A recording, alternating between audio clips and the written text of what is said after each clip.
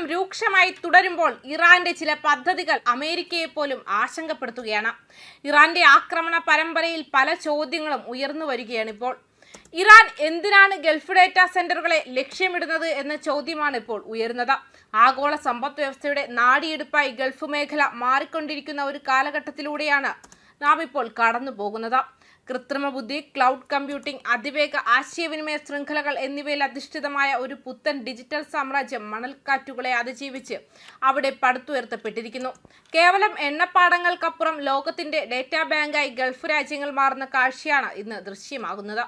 സാങ്കേതിക വിദ്യയുടെ ഈ വളർച്ച ഗൾഫ് രാജ്യങ്ങളെ ആഗോള നിക്ഷേപകരുടെ പ്രിയപ്പെട്ട കേന്ദ്രമാക്കി മാറ്റിയിരിക്കുന്നു.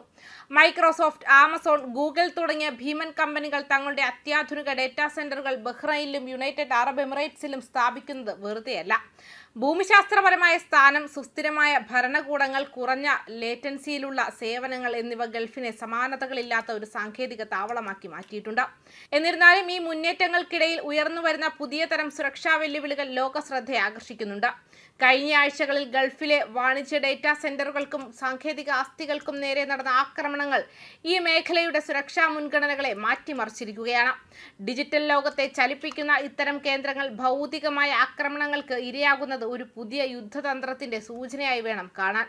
മാർച്ച് 1 യുണൈറ്റഡ് അറബ് എമിറേറ്റ്സിലെ 2 ആമസോൺ വെബ് സർവീസസ് കേന്ദ്രങ്ങളിൽ നടന്ന ഡ്രോൺ ആക്രമണങ്ങളാണ് ഈ സംഭവ വികാസങ്ങളുടെ തുടക്കം കുറിച്ചത്. അതേ ദിവസം തന്നെ ബഹ്റൈനിലെ മറ്റൊരു വാണിജ്യ ഡേറ്റാ സെന്ററും ആക്രമിക്കപ്പെട്ടു. ചരിത്രപരമായി സൈബർ ആക്രമണങ്ങൾക്ക് മാത്രം വിധേയമായിരുന്ന ഡേറ്റാ സെന്ററുകൾക്ക് നേരെ ഡ്രോണുകൾ ഉപയോഗിച്ച് ഭൗതികമായ നാശനഷ്ടങ്ങൾ വരുത്തുന്നത് വലിയ ആശങ്കയ്ക്ക് കാരണമായിട്ടുണ്ട്. ബഹ്റൈനിലെ ആഭ്യന്തര മന്ത്രാലയം ഈ ആക്രമണങ്ങളെ സ്ഥിരീകരിച്ചിട്ടുമുണ്ട്. സ്ഫോടനത്തെ തുടർന്നുണ്ടായ തീപിടുത്തം അണയ്ക്കാൻ സിവിൽ ഡിഫൻസ് ടീമുകളെ വിന്യസിക്കേണ്ടി വന്നു. ആക്രമണത്തിന്റെ പൂർണ്ണമായ വിവരങ്ങൾ പുറത്തുവിട്ടിട്ടില്ലെങ്കിലും ആഗോള ക്ലൗഡ് ഇൻഫ്രാസ്ട്രക്ചറുകൾ എത്രത്തോളം ഭൗതികമായ ഭീഷണി നേരിടുന്നത് ഈ സംഭവങ്ങൾ തെളിയിക്കുന്നു. ഡേറ്റാ സെന്ററുകൾ ഇത്തരത്തിൽ ലക്ഷ്യം വയ്ക്കപ്പെടാൻ പ്രധാന കാരണം അവയുടെ വർദ്ധിച്ചുവരുന്ന തന്ത്രപരമായ പ്രാധാന്യമാണ്. ഇന്നത്തെ കാലത്ത് സ്ട്രീമിംഗ് സേവനങ്ങൾ മുതൽ നിർണായകമായ സർക്കാർ പ്രവർത്തനങ്ങൾ വരെ ഈ സെന്ററുകളെയാണ് ആശ്രയിക്കുന്നത്. ക്ലൗഡ് കമ്പ്യൂട്ടിംഗിന്റെ നട്ടെല്ലായ ഇത്തരം സംവിധാനങ്ങൾക്ക് നേരെ ചെറിയൊരു തടസ്സം പോലും വലിയ സാമ്പത്തിക ഭരണ പ്രതിസന്ധികൾക്ക് വഴിമാറുന്നു. ആധുനിക സൈനിക ആസൂത്രണങ്ങളിൽ കൃത്രിമ ബുദ്ധി ഉൾപ്പെടുത്തിയത് ഇത്തരം കേന്ദ്രങ്ങളുടെ മൂല്യം വർദ്ധിപ്പിച്ചിട്ടുണ്ട്. പലപ്പോഴും സൈനിക ആവശ്യങ്ങൾക്കായുള്ള ഡേറ്റ പ്രോസസ്സിംഗ് നടക്കുന്നത് യുദ്ധക്കളങ്ങളിൽ നിന്ന് അകലെ സുരക്ഷിതമായ വാണിജ്യ ക്ലൗഡ് പരിസ്ഥിതികളിലാണ്. ഇത് ഇത്തരം കേന്ദ്രങ്ങളെ തന്ത്രപരമായ ലക്ഷ്യങ്ങളായി മാറ്റാൻ കാരണമാകുന്നു. ഈ വെല്ലുവിളികൾക്കിടയിലും ഗൾഫ് മേഖലയിലെ ഡിജിറ്റൽ പരിവർത്തനം പൂർവാധികം ശക്തിയോടെ തുടരുകയാണ്.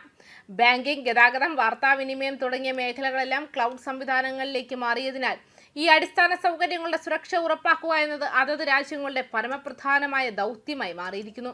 ഭാവിയിൽ ഇത്തരം ആക്രമണങ്ങളെ നേരിടാൻ സാങ്കേതിക കമ്പനികൾ പുതിയ തന്ത്രങ്ങൾ ആവിഷ്കരിക്കേണ്ടി വരും. ബാക്കപ്പ് സംവിധാനങ്ങൾ ശക്തിപ്പെടുത്തുന്നതിനൊപ്പം ഭൂമിശാസ്ത്രപരമായ വിവിധ ഇടങ്ങളിൽ ഡേറ്റ വിന്യസിക്കുന്ന ഹൈബ്രിഡ് മോഡലുകൾ കമ്പനികൾ പരീക്ഷിച്ചു തുടങ്ങിയിട്ടുണ്ട്. ഇതൊരു പരിധിവരെ തടസ്സങ്ങളെ അതിജീവിക്കാൻ സഹായിക്കും. സാങ്കേതിക വിദ്യയുടെ ഈ പുതിയ യുദ്ധഭൂമിയിൽ പ്രതിരോധശേഷിയും സുരക്ഷയുമാണ് വിജയത്തിന്റെ താക്കോൽ. ഗൾഫ് മേഖല നേരിടുന്ന ഈ പ്രതിസന്ധി ലോകമെമ്പാടുമുള്ള ഡിജിറ്റൽ ഇൻഫ്രാസ്ട്രക്ചറുകളുടെ സുരക്ഷാ മാനദണ്ഡങ്ങൾ പുനർനിർണ്ണയിക്കാൻ നിർബന്ധിതമായിരിക്കുകയാണ്.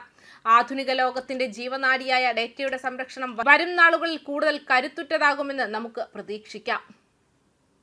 ന്യൂസ് ഡെസ്ക് കർമ്മ ന്യൂസ്.